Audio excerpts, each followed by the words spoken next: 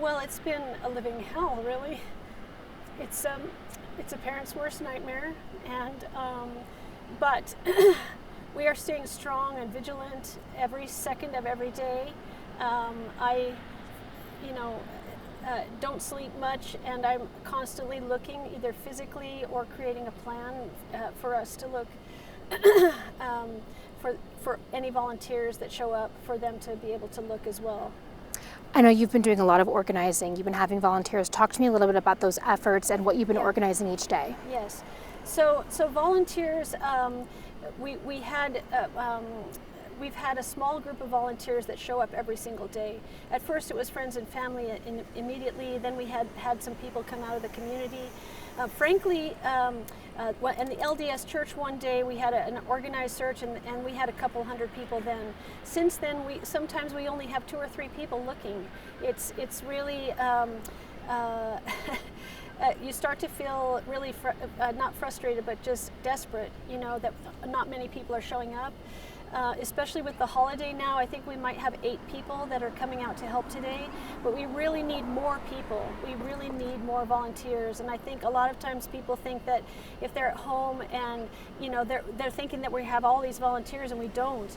Just one person showing up can make a huge difference for us.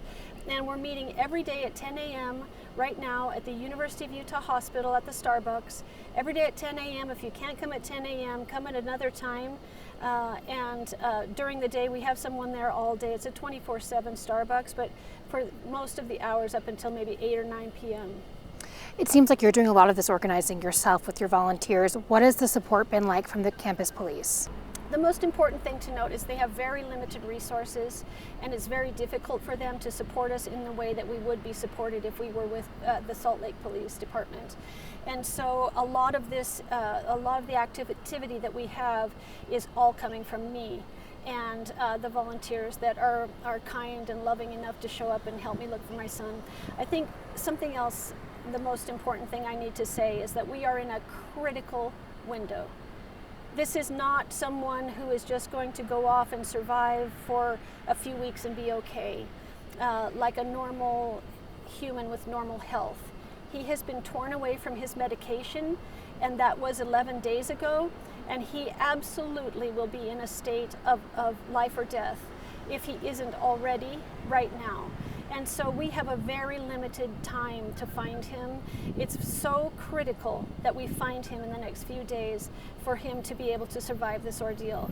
And so any and all volunteers are so welcome, and I really appreciate you taking the time to interview me and make sure that I can get the word out to everyone how important it is and how critical it is right now that we find my son.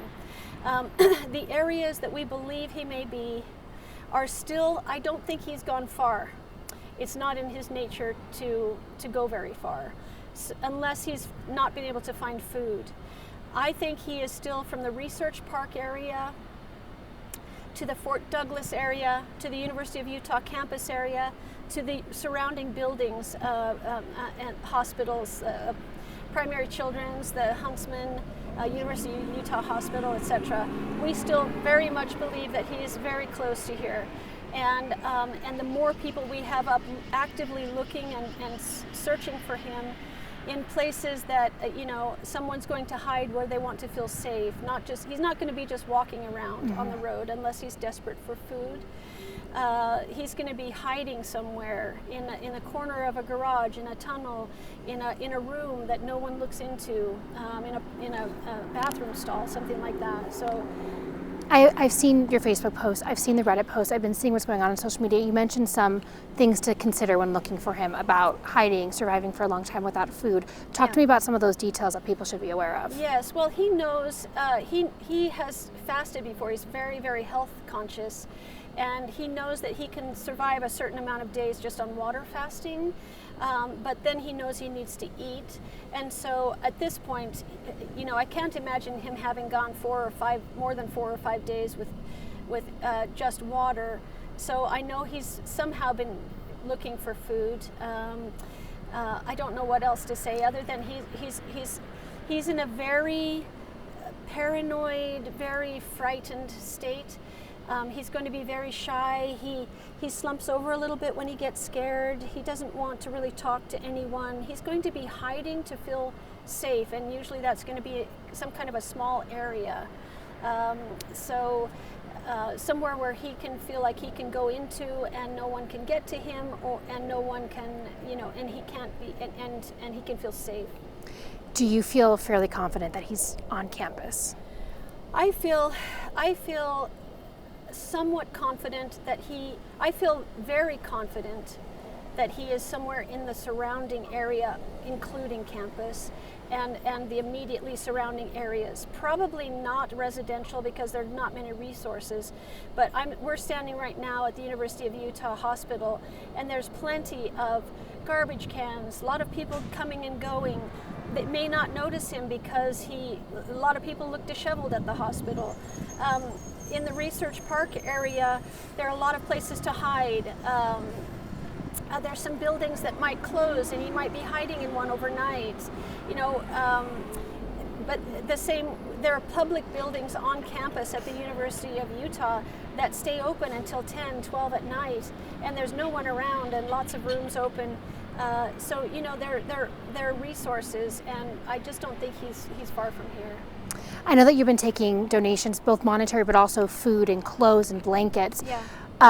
What's the thoughts on how that might be helping him at this time if he's around here? Yeah, so I want to back up just a little bit.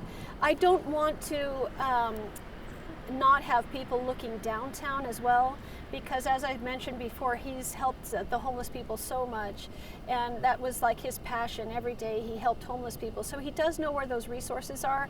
It could very well be that he has migrated down there if he's been able to gain the strength and courage to do that. So that is still a possibility. So anywhere from the university all the way down to I-15 and all of those homeless shelters down there is still a possibility. As far as, we haven't had enough donations yet to get enough, to drop enough pieces or boxes around to help him. We have a bigger area to cover.